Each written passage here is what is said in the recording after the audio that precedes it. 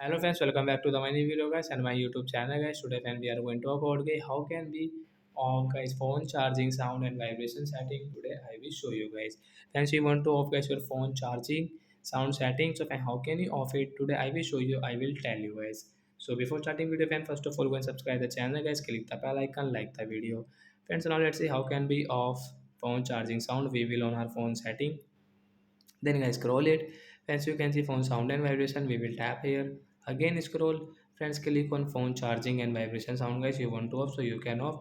After off guys, you can see guys the charging sound will not work in our infinix phone device. Guys, you can see we when we will charge our phone, this sound will not work in our infinix phone device guys.